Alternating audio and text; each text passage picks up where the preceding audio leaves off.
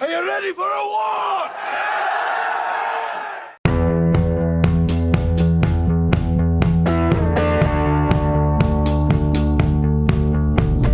Mel Gibson est un brillant acteur, scénariste, réalisateur et producteur hollywoodien. Ce génial briseur de cœur aux yeux bleus a remporté 2 Oscars et le Golden Globe Award du meilleur réalisateur. Il est père de nombreux enfants, philanthrope et millionnaire. Mais en même temps, M. Gibson est connu pour sa débauche sauvage et ses nombreux scandales. Il était également l'acteur préféré du défunt dirigeant nord-coréen Kim Jong-il.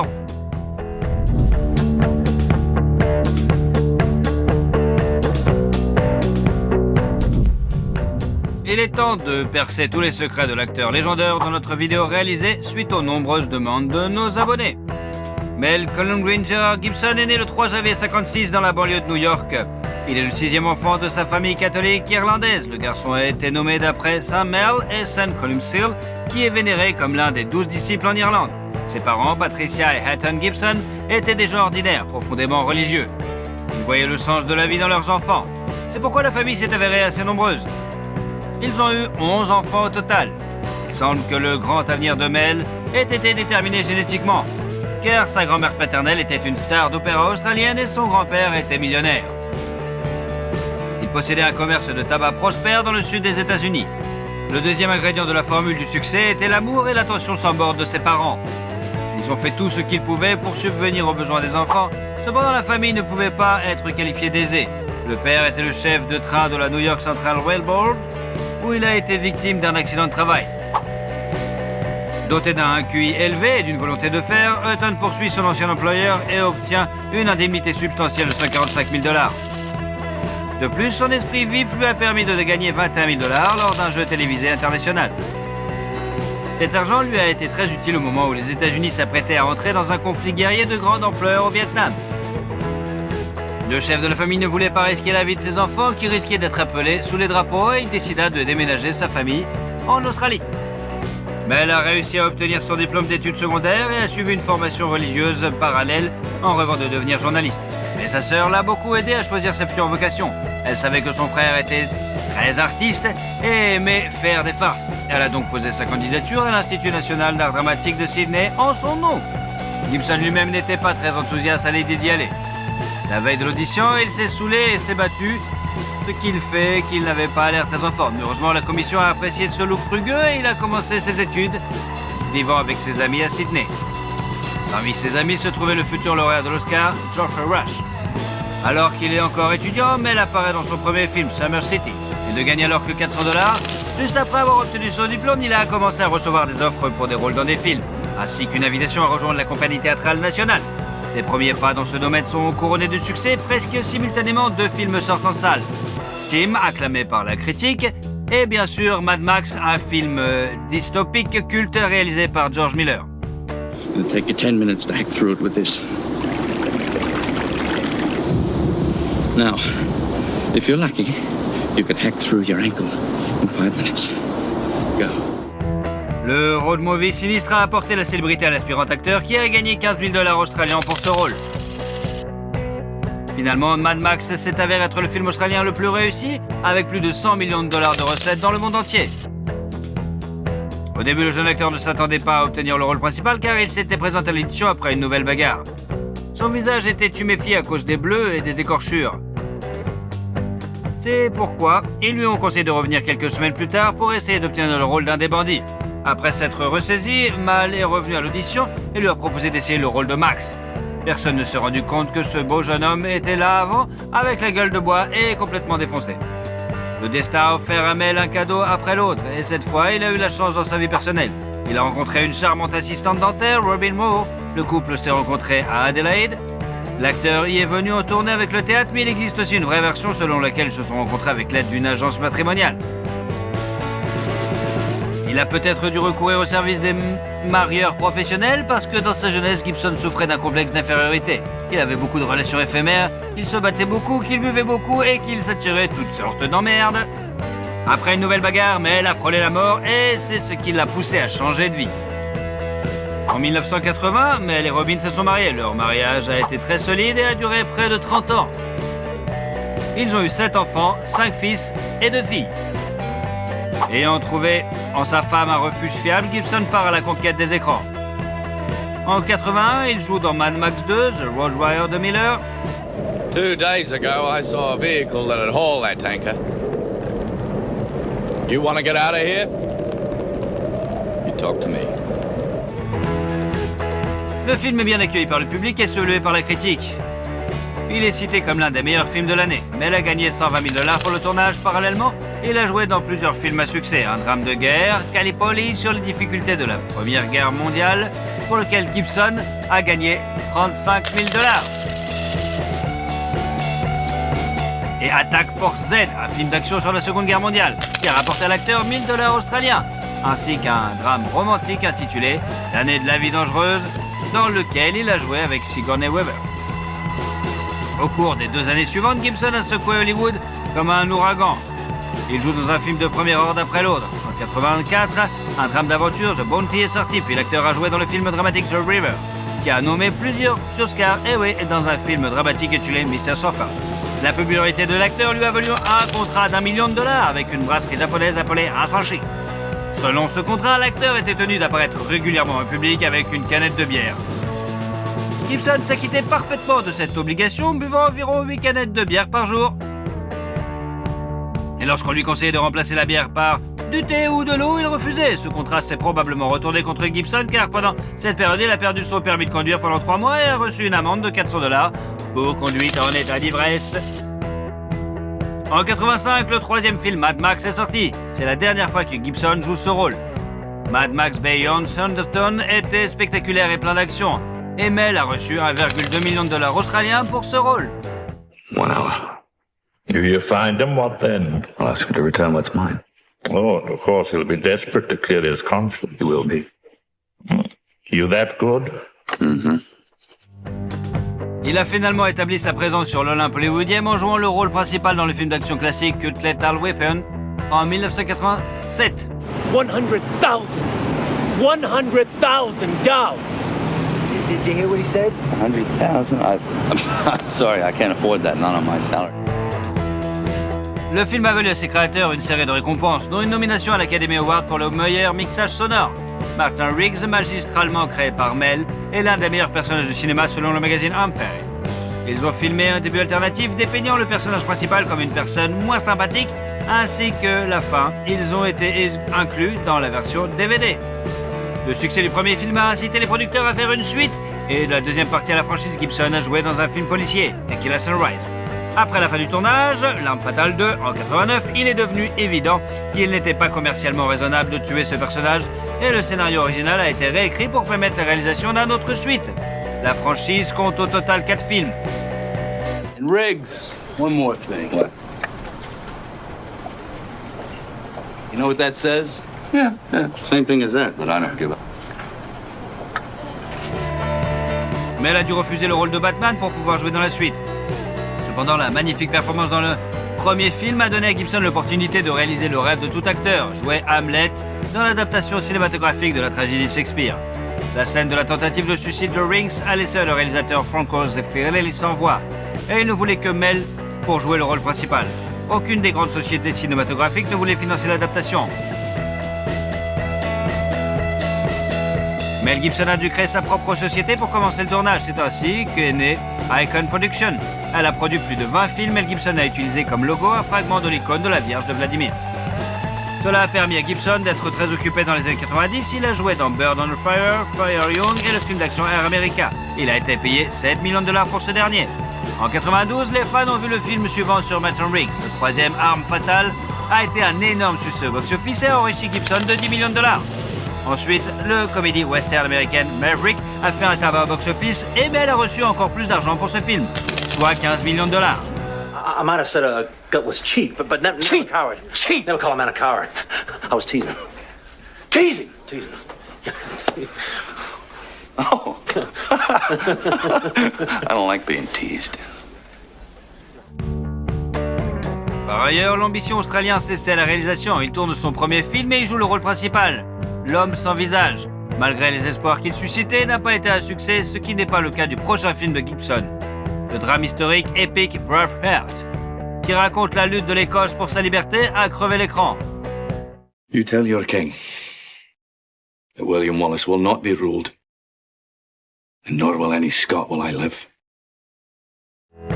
La preuve de cette appréciation a été donnée par 10 nominations aux Oscars. Le film a remporté 5, dont 1 pour Mel Gibson lui-même dans la catégorie meilleur réalisateur. Il a également remporté le Golden Globe du meilleur réalisateur. L'histoire de la création du film est pleine de faits amusants. Par exemple, le personnage de Mel n'a que 20 ans selon le scénario et l'acteur lui-même avait 38 ans au moment du tournage. À l'origine, le film devait être beaucoup plus horrible, mais des scènes controversées ont été supprimées pour abaisser le niveau d'âge. Les défenseurs des droits des animaux ont eu quelques problèmes avec le film car ils ne croyaient pas qu'aucun cheval n'avait été blessé pendant le tournage.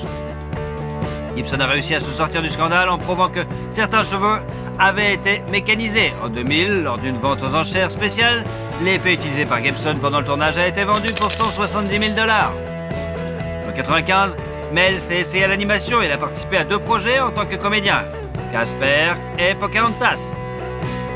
Juste après, Gibson a joué dans des films à suspense pour lesquels il a reçu 20 millions de $. Crimson et Conspiracy Theory. En 1998, L'Arme Fatale 4 sort sur les écrans. Mel bat à nouveau son record personnel et reçoit 25 millions de $ pour ce rôle.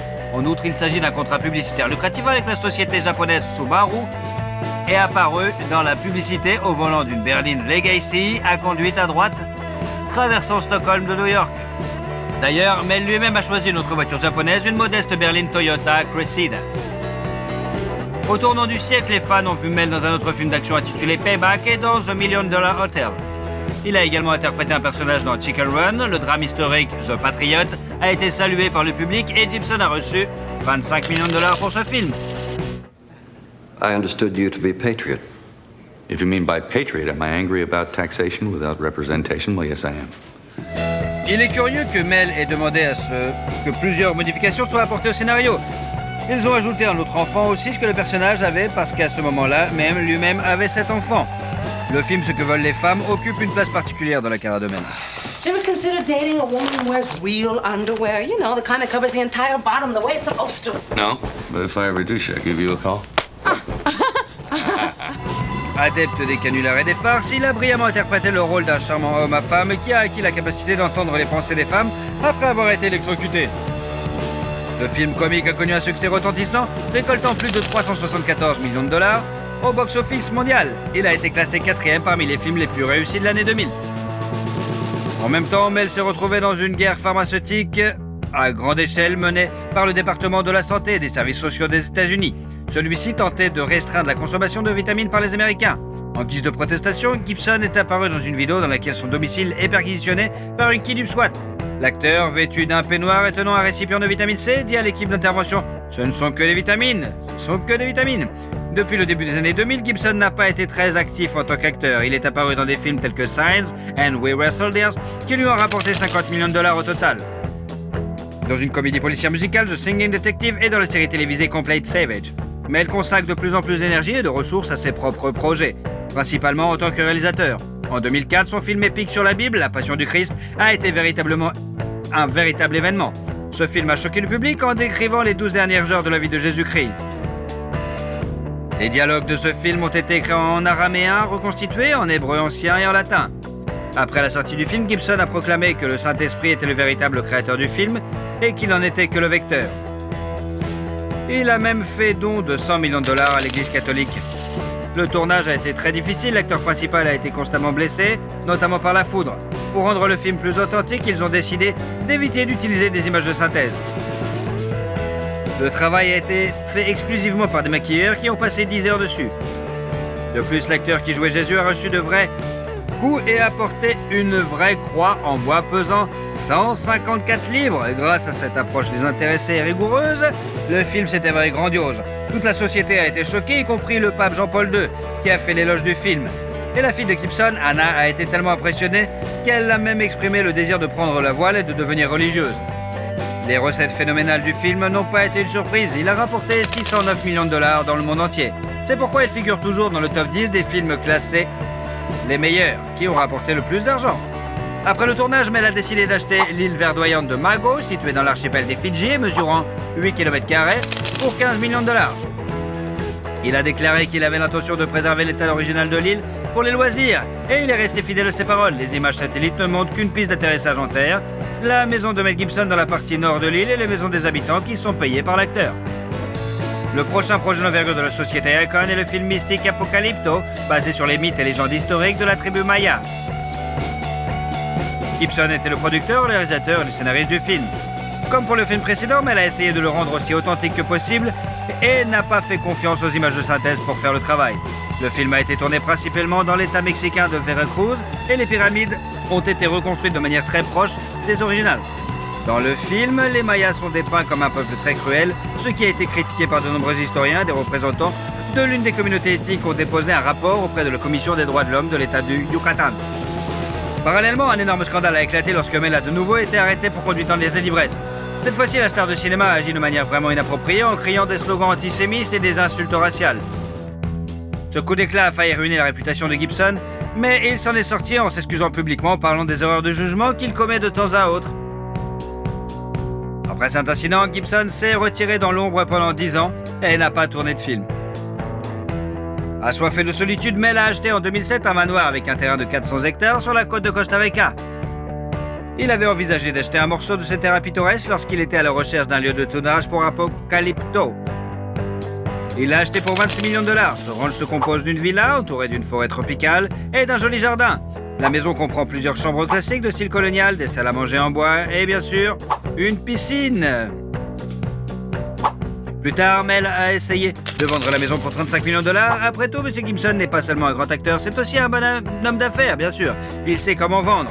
En 2007, il a vendu pour 40 millions de dollars une autre maison de style Tudor dans le Connecticut qu'il avait achetée en 1994 pour 9 millions de dollars. Cette demeure de 15 chambres, semblable à un château, est entourée d'un jardin d'une beauté époustouflante et les intérieurs du salon, avec cheminée, de la bibliothèque et de la salle à manger, sont d'une richesse saisissante et d'un charme désuet. Cette rupture avec l'industrie cinématographique et l'achat de biens immobiliers peut s'expliquer par des problèmes de sa vie personnelle. Au printemps 2009, des rumeurs ont circulé sur sa séparation de la solide famille de Mel. Les époux ne vivraient plus ensemble depuis 3 ans. Peu après, Gibson s'est présenté à la première de X-Men Origins Wolverine avec une pianiste et chanteuse russe, Oksana Grigorieva. Cette dernière a rencontré Gibson lors du tournage de l'un de ses films et très vite l'acteur amoureux est devenu le producteur de son album. En théorie, il veut que cette rencontre ne soit pas le fruit de hasard, mais qu'elle ait été organisée par l'entremetteur Peter Listerman, connu dans certains milieux, mais cette information n'est pas du tout confirmée. Après l'apparition commune de la nouvelle grossesse de 4 mois d'Oksana, Robin a demandé le divorce et a obtenu la moitié de la valeur nette de l'adultère, soit 850 millions de dollars. En outre, Mel doit verser la moitié de ses revenus à son ex-femme et plus tard, elle a obtenu 2 manoirs à Malibu d'une valeur totale de 22,5 millions de dollars. En fait, l'indemnité de rupture des Gibson est considérée comme l'une des plus importantes de l'histoire d'Hollywood. Intéressant, non? En octobre 2009, Mel et Oksana ont eu une fille qui est devenue le 8e enfant de l'acteur. La nouvelle famille, avec le nouveau-né Lucy Ann, vit dans un manoir de 11,5 millions de dollars situé bien sûr à Malibu. Mel a acheté la maison à son ami David Duchovny, mais la vie de famille n'a pas fonctionné et après 18 mois, le couple s'est séparé. Quelques mois plus tard, Grigorieva a déposé une plainte auprès de la police déclarant qu'elle avait été physiquement abusée par Gibson. Une procédure pénale a été ouverte contre Mel, qui a été condamnée à 3 ans de prison avec sursis, bien sûr. Une amende de 400 $ et une interdiction de voir leur fille commune. Le tribunal lui a également ordonné de verser à sa conjointe de fait une indemnité de 750 000 $ et payer 40 000 $ par mois jusqu'à ce que l'enfant atteigne l'âge de 18 ans. Par ailleurs, Oksana a obtenu un manoir à Sherman Oaks que Gibson a acheté en 2009 pour 2,4 millions de dollars. Le tribunal a ordonné à Mel de payer les frais d'entretien, mais la femme en voulait plus et elle a publié sur les médias sociaux un enregistrement d'un appel téléphonique entre elle et Mel, au cours duquel ce dernier a proféré des insultes racistes. Cette affaire a failli coûter à l'acteur sa carrière et sa réputation. De nombreuses personnes se sont retournées contre lui. Mais pas Johnny Foster, Robert Downey Jr., Robert Rodriguez et Sylvester Stallone. Ils l'ont aidé l'acteur et grâce à Rodriguez et Stallone, ils ont pu apparaître dans des films tels que Machete Kills, où il a joué un méchant pour la première fois, et The Expendables 3. He thinks I'm joking. I'm not joking. You should see me when I'm angry.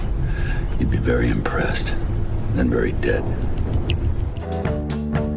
À la suite de ce scandale retentissant, le tournage du film d'action Gadget Gringo a été retardé et la première du drame excentrique The Beaver a été annulée.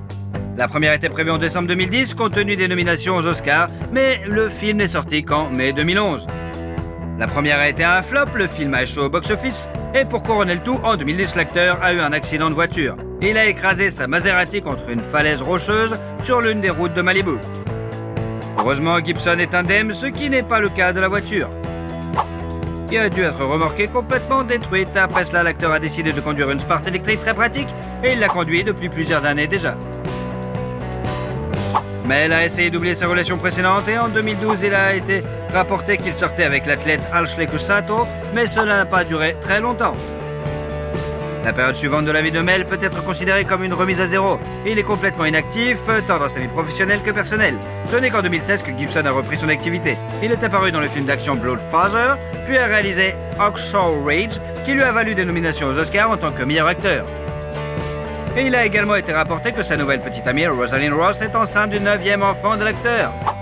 Le 20 janvier 2017, le couple a eu un bébé. Ils l'ont appelé Lars Gerard. Ainsi, Mel occupe la 2e place dans le classement des acteurs ayant le plus grand nombre d'enfants. Seul Charlie Chaplin a eu plus d'enfants que Mel Gibson. Il en a eu 11. Mais quelque chose nous dit que Gibson pourrait battre ce record.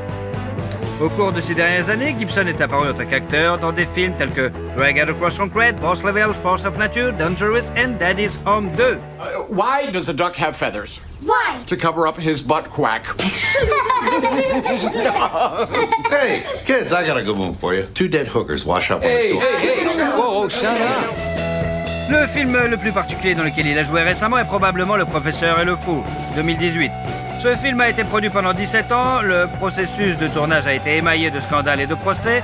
Ainsi, la société de production Voltage Pictures a interdit à l'équipe de tournage de se rendre à Oxford, en Angleterre. La raison invoquée était le dépassement de budget et le manque de temps, et le tournage a donc été déplacé en Irlande. Furieux, Gibson ne pouvait pas laisser la société paralyser son film de la sorte. Et il a tenté d'interdire la sortie du film par voie judiciaire, mais en vain. Pour se venger, il a décidé de ne pas participer à la campagne publicitaire. En 2020, le film d'action comique Fat Man, avec Mel Gibson dans le rôle principal. Remember when my bacon went through the vegan sugar-free phase? Oh, yeah. I was lucky to survive it. Must have lost 12 pounds. En 2021, Gibson apparaît dans les films d'action Agent Game, Dangerous and Last Looks. Et l'année suivante, le public peut voir l'acteur dans Father's 2, On the Line, Hot Seat, Panama et Bandit. Après tous les procès et les pensions alimentaires, la valeur nette de Mel Gibson s'élève aujourd'hui tout de même à 425 millions de dollars. Même si selon certaines estimations de sources ouvertes, Mel a reçu la somme record de 450 millions de dollars pour La Passion du Christ et n'a investi que 30 millions de dollars de son argent personnel. Selon les informations les plus récentes, Mel ne reste pas inactif. Gibson sera le réalisateur de L'Arme Fatale 5. En outre, il jouera le rôle principal dans la mini-série The Continental, dont la sortie est imminente. La plus intrigante est la rumeur selon laquelle l'acteur travaille sur la suite de son film épique sur la vie et la mort de Jésus-Christ, intitulé La Passion du Christ, Résurrection, où Gibson serait à la fois réalisateur, scénariste et bien sûr producteur. Nous avons fait de notre mieux pour vous raconter la vie de cet acteur brillant, de ce réalisateur talentueux et de cette personne unique qu'est Mel Gibson. Pensez-vous qu'il parviendra à surprendre le monde avec un nouveau chef-d'œuvre comme il l'a fait avec Braveheart et La Passion du Christ ? Beaucoup sont curieux de savoir comment vit le célèbre acteur aujourd'hui. Antonio Banderas, son vrai nom, José Antonio Dominguez Bandera. Le nom complet de l'acteur est né le 10 août 1960 à Malaga, dans le sud de l'Espagne. Son père, José Dominguez Pietro, était un officier de la garde civile espagnole et sa mère, Ana Bandera Gallego, travaillait comme institutrice. L'acteur a également un frère cadet, Francisco Javier. Le jeune Antonio n'a pas manifesté d'intérêt particulier pour l'apprentissage. Il aimait le football et envisageait de devenir un athlète professionnel. Cependant, à cause d'une jambe cassée, il a dû renoncer à son rêve. À l'âge de 14 ans, Antonio et ses amis ont assisté à une production théâtrale de Hair. L'histoire des amoureux qui se déroule pendant la guerre du Vietnam et le mouvement hippie. Et ça a tellement frappé Antonio. Il décide alors de s'essayer au théâtre. Antonio commence à se former et devient membre du cercle théâtral de la ville. Il convient de noter qu'au début, l'acteur utilisait le pseudonyme Antonio Abascal. Par la suite, il a utilisé le nom de famille de sa mère comme pseudonyme, en y ajoutant la lettre S. Antonio faisait preuve d'un grand zèle, mais peu de gens prenaient sa passion au sérieux. Lorsque le futur acteur a 16 ans, il entre à l'école d'art dramatique de Malaga et rejoint l'une des compagnies théâtrales de la ville. Après avoir obtenu son diplôme, Antonio se rend à Madrid pour se perfectionner en tant qu'acteur. Là-bas, il a travaillé comme serveur, chargeur et même modèle, jusqu'à ce qu'il soit intégré au Théâtre National. À la même époque, Antonio prend part au mouvement culturel La Movida Madrilène, qui signifie « mouvement madrilène », participe à des spectacles et des performances expérimentales. Banderas remarque l'un des plus brillants représentants de ce mouvement, Pedro Almodóvar, qui l'invite à jouer dans son film Labyrinthe de la Passion. Le jeune acteur a obtenu le rôle d'un radical islamique amoureux d'un prince musulman homosexuel. À propos, le premier cachet d'Antonio était d'environ 100 000 pesetas. La collaboration avec le réalisateur a donné un coup de fouet à la carrière de Banderas. Il commence à jouer dans un grand nombre de films espagnols. En 1985, il fait un nouveau film avec Almodóvar, le film Matador. Il y joue un jeune garçon simple qui assume la responsabilité des meurtres commis par son mentor. Le réalisateur lui-même ne considère pas ce film comme particulièrement réussi. Il était plus passionné par le travail sur le film La Loi du désir, dans lequel Banderas jouait l'un des rôles clés. La collaboration entre l'acteur et le réalisateur s'est poursuivie sur le tournage du film Femme au bord de la crise de nerfs. Par la suite, Antonio n'a pas seulement dirigé Almodóvar. Pendant cette période, un certain nombre de films sont sortis avec lui. Le jeune acteur charmant était chéri de l'attention féminine. En 1987, il a épousé une actrice espagnole, Ana Leza, qu'il a rencontrée dans un restaurant près du théâtre. Banderas est tombé amoureux comme un garçon et bientôt, le couple s'est marié. À propos, le témoin du mariage était Pedro Almodóvar lui-même. Bientôt, Ana abandonne sa propre carrière et se consacre volontiers à son conquérant de mari acteur, sélectionnant sa garde-robe, programmant les auditions, surveillant son régime. Malheureusement, la relation entre Antonio Banderas et Pedro Almodóvar s'est détériorée pendant 19 ans. La raison est le refus de l'acteur de participer au tournage de Kika. À cette époque, Banderas se tourne vers Hollywood. Son premier film américain est un drame musical, Mambo Kings, où il interprète l'un des rôles principaux. Pour ce film, souvent on s'est moqué de son prononciation parce que son anglais était pas terrible. Il a passé 6 mois de tournage en Amérique et est tombé amoureux du pays.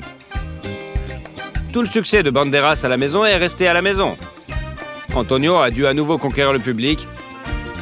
Et bien que la cassette King's Mambo n'ait pas tout à fait répondu aux attentes des producteurs, mais le macho espagnol a bien marché quand même. En 1993, Antonio apparaît dans le mélodrame House of Spirit et le drame Philadelphia avec Tom Hanks et Denzel Washington. What's the matter with you tonight? Close the logbook. You just... Hein? Ce film est très apprécié par les critiques et le public. Et pour Banderas, c'est un ticket heureux pour Hollywood. En 1994, Banderas joue dans le mélodrame Amour et ténèbres et joue un rôle mineur dans le vampire Arman dans le film Entretien avec un vampire. Do you know how few vampires have the stamina for immortality? En 1995 a été une année très productive pour lui. Sur les écrans se succèdent des films avec sa participation. Aux côtés de Sylvester Stallone, il joue dans le thriller policier Assassin, apparaît dans la comédie Four Worms, joue dans le mélodrame Miami Rhapsody et le thriller Never Talk to Strangers. L'attention particulière d'écriture et du public est provoquée par Robert Rodriguez. I'm looking for a man who calls himself Burcho. That's all. But you had to do it the hard way. Et le film Desperado. Ce rôle est appelé l'un des meilleurs travaux de Banderas dans les années 90. Et le baiser entre Banderas et sa partenaire sur le plateau de Salma Hayek a été nommé pour le meilleur baiser sur MTV. D'ailleurs, toute l'équipe a couru au tournage de la scène du lit entre les personnages principaux. Mais à la fin, seul le réalisateur et le superviseur du scénario sont restés. Il convient de noter que sur le plateau de tournage, Banderas s'est également révélé être un musicien. L'acteur jouait lui-même de la guitare dans toutes les scènes où cela était requis de son personnage. Et voici un autre film, une comédie. Too Much n'a pas fait l'objet de critiques aussi élogieuses, mais c'était un acteur spécial. Il a rencontré Melanie Griffith. Ils étaient tous les deux dans une relation formelle. Melanie était mariée à Don Johnson, Antonio était encore marié à Anna. Mais bien que récemment leur relation se soit quelque peu refroidie, il tournait activement aux États-Unis. Et sa femme préférait vivre en Espagne de toute façon. Après avoir tourné ensemble, les acteurs se sont rencontrés de temps en temps et Banderas a réalisé qu'il était tombé amoureux. Il est apparu avec Mélanie lors d'une soirée mondaine. Quand Anna l'a appris, elle s'est envolée vers les États-Unis et a rencontré Antonio avec Mélanie. La relation n'a pas fonctionné, une procédure de divorce a été engagée et Anna ne voulait pas accorder le divorce à son mari. Cependant, lorsqu'Antonio et Mélanie arrivent dans le pays de l'acteur, ils sont reçus froidement non seulement par l'ex-femme et les parents de Banderas, mais aussi par les médias locaux qui font passer Mélanie pour une divorcée. D'une manière ou d'une autre, en mai 1996, à Londres, Antonio s'est marié avec Mélanie. Et plus tard, en septembre de la même année, est née leur fille commune Stella del Carmen Banderas Griffith. À propos, Antonio a réussi à établir une relation avec la famille de Griffith issue de son précédent mariage, Dakota Johnson. Le couple Antonio et Mélanie faisait plutôt une mauvaise réputation. Pour le bien de son mari, l'actrice a surmonté sa dépendance à l'alcool et aux drogues. Il a soutenu sa femme dans tous ses efforts et essayé de la dissuader de recourir à la chirurgie plastique et a agi comme un père de famille modèle. On raconte d'ailleurs que l'acteur est tombé amoureux de Mélanie 6 ans avant leur première rencontre, lorsqu'il l'a vue à l'écran dans le film The Wild Things. En 1996, la comédie musicale Evita, où Banderas joue le rôle de Madonna, est sortie. Le rôle masculin principal du film a valu à Antonio une nomination au Golden Globe et $4 millions de royalties. D'ailleurs, comme l'a admis la chanteuse elle-même, elle s'intéresse depuis longtemps à Antonio. Une fois, Madonna l'a invité à la première du film avec sa participation, mais il est venu avec sa femme. En 1998, les écrans sortent Le Masque de Zorro, qui reçoit de bonnes critiques de la part des critiques et du public.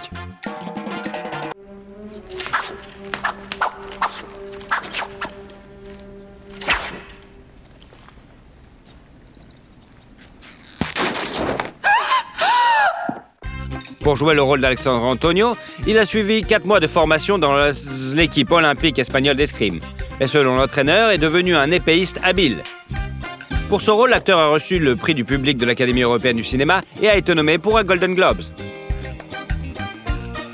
Antonio Banderas est devenu une star de première grandeur. Il tourne beaucoup et s'essaie également au métier de réalisateur. En 1999 sort son film La femme sans règles, où le rôle principal est joué par sa femme, Mélanie Griffith. Le film n'a pas connu un succès particulier, mais a constitué une part importante de la carrière de l'acteur. La même année sort sur les écrans le thriller d'aventure Le 13e guerrier, où Antonio tient le rôle principal. You could have killed him at will. Yes? Why the deception? Deception is the point. Any fool can calculate strength. La même année, aux côtés de Woody Harrelson, l'acteur joue dans le drame sportif Played in the Born et apparaît également dans la comédie The White River Kid. Sa popularité est croissante, tout comme ses royalties. Pour sa participation au film The Body en 2000, Banderas reçoit quand même $12 millions.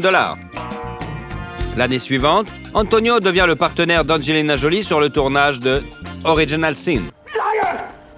Yes! Yes! Don't you see? Don't you see? Don't you see I cannot breathe without you? Le film sensuel ne fait que confirmer le titre d'acteur sex symbole. Et Jolie a même dû démentir les informations sur la romance avec le macho espagnol. En 2001 également, Banderas accepte l'invitation de Robert Rodriguez à participer au film d'action-comédie d'aventure Spy Kids, dont 2 autres volets sortiront plus tard. En 2002, Antonio travaille à nouveau avec Salma Hayek sur le tournage de Frida. Elle joue le premier rôle masculin dans le film franco-suisse Femme fatale. Une expérience moins réussie est celle de Ballistic, un film de la même année dont l'audience est plutôt faible. En 2003, sur les écrans sortent plusieurs films avec le macho espagnol. À la fin de l'été, la première de la suite de l'histoire, Il était une fois au Mexique, Desperado 2, et à l'automne vient le drame Imagine Argentine. À la télévision, Banderas interprète le rôle du révolutionnaire Pancho Villa dans le film HBO du même nom. Et d'ailleurs, il a été nommé aux Emmy Awards et aux Golden Globes pour ce rôle. En 2004, Antonio Banderas prête sa voix au chat dans le film d'animation Shrek 2. Le chat, beauté, charmant et colérique, est extrêmement populaire auprès du public et fait partie intégrante des films Shrek, suivant qu'il s'agisse de longs ou de courts-métrages. Le chat beauté sculpte la lettre P dans un arbre avec son épée, en référence à Zorro. Curieusement, 1 an après la sortie du dessin animé, Antonio réapparaît dans le rôle de Zorro dans La légende de Zorro. Look, I know what you're thinking, but Elena, listen. No, here's me. Here is quitting. We're this far apart. Il est intéressant de noter que le sexy macho espagnol n'est pas seulement un grand acteur, mais aussi un musicien. Il interprète ses propres parties vocales dans les films, le cas échéant. Ainsi, la composition du film Desperado est devenue un succès populaire. Soy un hombre muy honrado que me gusta lo mejor. En 2005, une étoile a été dévoilée sur le Hollywood Walk of Fame en l'honneur d'Antonio Banderas. Cependant, l'essor est inévitablement suivi d'un déclin. Antonio apparaît de moins en moins souvent dans des films de catégorie A, et les années suivantes, il ralentit légèrement le rythme de ses apparitions sur les écrans. En 2006, il joue un rôle majeur dans le drame Take the Lead. L'année suivante, l'acteur partage l'affiche avec Jennifer Lopez dans le thriller policier Border Town et participe également à la comédie My Mom's New Boyfriend. En 2008, Banderas interprète le rôle de Ralph dans le thriller dramatique The Other Man et joue avec Morgan Freeman dans le thriller policier Ticket Thief. Don't even think about it. Think about what? Going anywhere near her. I'll rip your heart out, I mean it. It looks like it's your heart she's not so fond of. En 2009, l'acteur se fait opérer d'une opération bénigne au dos. Et l'année suivante, il joue dans plusieurs autres films. En 2011, un long dessin animé sur le chaboté, interprété par la légende macho, est sorti, ainsi que le drame d'aventure Or Noir. La même année, La peau dans laquelle je vis a été présentée en première mondiale comme une réunion de la légendaire union créative d'Antonio Banderas et de Pedro Almodóvar. Ce thriller psychologique est un chef-d'œuvre qui a remporté de nombreux prix. En 2012, l'acteur a joué dans le film d'action Haywire et dans la comédie de science-fiction Ruby Sparks. En 2013, Banderas participe à nouveau à la voix off, cette fois pour le film d'animation Justin et les Chevaliers de la Vaillance. Il collabore également à nouveau avec Rodriguez sur le film Machete et avec Almodóvar dans la comédie I'm So Excited. En 2014, il a été révélé que la femme de l'acteur, Melanie Griffith, avait demandé le divorce. Elle a cité l'infidélité de son mari avec l'actrice Natalie Byrne. Comme raison, ils ont travaillé ensemble sur le tournage d'Unstoppable 3. Mais comme elle l'a admis, il n'y avait aucune raison pour de telles affirmations, si ce n'est la jalousie morbide de Mélanie. Le divorce a été aussi rapide et scandaleux. Les époux se partageaient activement les biens. Ils ont vendu un manoir à Los Angeles pour 16 millions et se sont partagés les bénéfices en comptant les revenus des projets réalisés pendant leur vie commune. Au final, Mélanie a obtenu la maison d'Aspen et le tableau de Picasso, l'artiste et son modèle, et Banderas a un dessin au crayon du même maître ainsi qu'un croquis au crayon de l'artiste Diego Rivera. En outre, l'acteur a accepté de verser à Griffith une pension alimentaire de $780 000 par an. Depuis son divorce, l'acteur s'est vu attribuer diverses relations, notamment avec Sharon Stone. Sa fiancée est désormais la financière néerlandaise Nicole Campbell, qui a mis de l'ordre dans la vie d'Antonio. Dans les années qui suivent, Antonio joue beaucoup la comédie. Il joue dans le thriller d'action Automata et le drame biographique The 33. Il apparaît également dans le mélodrame Night of Clubs, le drame espagnol Altamira, le thriller Black Butterfly et le film d'action Security. En 2015, Banderas s'intéresse à la mode et s'inscrit dans le célèbre collège britannique, Sepnal St. Martin's. De l'aveu même de l'acteur, devenir designer est un rêve de longue date pour lui. Et en 2016, il a collaboré avec la marque Select. L'acteur a agi en tant que designer de la ligne pour hommes. En 2016, Antonio Banderas est venu à Moscou pour participer à un projet de charité pour le mannequin Natalia Vodionova et pour montrer sa propre exposition de photos. Antonio a été nommé par un Emmy et un Golden Globe pour sa performance dans ce rôle. Peu avant le tournage de la série, l'acteur a eu une crise cardiaque. Tout allait bien, mais Antonio a sérieusement reconsidéré son mode de vie, abandonnant ses mauvaises habitudes, faisant plus souvent de l'exercice et prenant soin de sa santé. En 2018, Antonio joue dans le mélodrame Life Itself. L'année suivante, il apparaît dans le film Laundromat. Il collabore également à nouveau avec Pedro Almodóvar sur le tournage de Pain and Glory, où l'acteur joue le rôle principal. Cette œuvre a d'ailleurs valu à Banderas sa première nomination, tant attendue aux Oscars, ainsi que le Golden Globes. En 2020, l'acteur participe au tournage du film Dolittle. I never understood what Lily saw in you.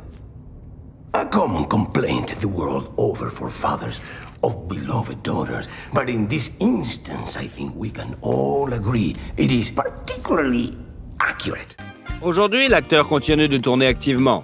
Le tournage de la comédie dramatique The Official Competition, dont les rôles principaux sont interprétés par Antonio Banderas et Penélope Cruz, est déjà terminé. La première du film d'action-comédie étoilé Le garde du corps et la femme du tueur est prévue pour l'été 2021. En février 2022 devrait sortir le film Undiscovered avec Tom Holland, Mark Wahlberg et Antonio Banderas dans les rôles principaux. Et à l'automne de la même année, un nouveau dessin animé sur les aventures du charmant chat botté. Sont également annoncés le drame biographique Dali et le thriller de science-fiction Solo. Les deux films mettent en scène l'acteur dans le rôle titre. La fortune d'Antonio Banderas s'élève désormais à 50 millions de dollars. Outre les tournages, Banderas a joué à plusieurs reprises des rôles d'égérie de marques mondiales, dont Orbit, une vidéo amusante dans laquelle l'acteur dialogue avec un beignet, a beaucoup plu au public.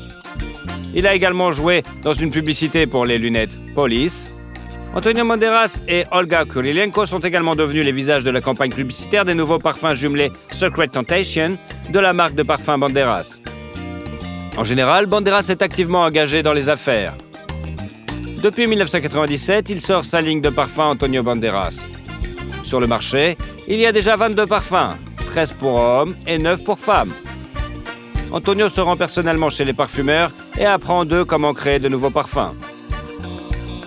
L'acteur possède également un vignoble en Espagne depuis 2009. Il possède 50% du domaine viticole Anta Banderas et Villalba de Duero, initialement appelé Anta Bodega, qui produit jusqu'à 1,5 million de bouteilles de vin par an, ainsi bien sûr que de l'huile d'olive. Monsieur Banderas s'était auparavant essayé au métier de restaurateur à Posada de Antonio, mais avant d'abandonner l'affaire par la suite. Il a également été propriétaire de Jack Jones by Antonio Banderas, une équipe de course MotoGP dans la catégorie Moto 2 en 2010.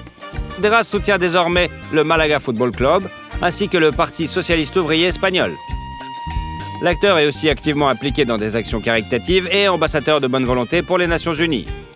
En 2019, il a ouvert un nouveau théâtre dans sa ville natale avec une capacité de plus de 800 places assises. Antonio Banderas est également propriétaire de diverses propriétés. Pendant son mariage avec Melanie Griffith, il possédait un manoir dans le quartier historique haut de gamme de Hancock Park à Los Angeles. Ils ont initialement acheté le manoir pour 4,2 millions de dollars en 1999, après quoi ils ont acheté la propriété voisine pour 1,3 million de dollars et l'ont rattaché au domaine. L'intérieur du manoir, stellaire, est de style classique. Pendant le divorce, le domaine a été mis en vente et s'est vendu pour 16 millions de dollars, à peine 10 ans plus tard. L'appartement d'Asmen est revenu à Melanie Griffith après son divorce. Nichée dans les montagnes, la maison est remplie de lumière et de confort. De grandes fenêtres panoramiques et de nombreuses boiseries et des détails décoratifs rendent l'espace vivant et confortable. Son ex-femme avait d'abord prévu de vendre la maison pour 10 millions de dollars. Puis ils l'ont louée et n'ont finalement obtenu que 4 millions de dollars. Pendant la procédure de divorce, Antonio a acheté la part de Griffith dans leur appartement new-yorkais pour 4 millions de dollars.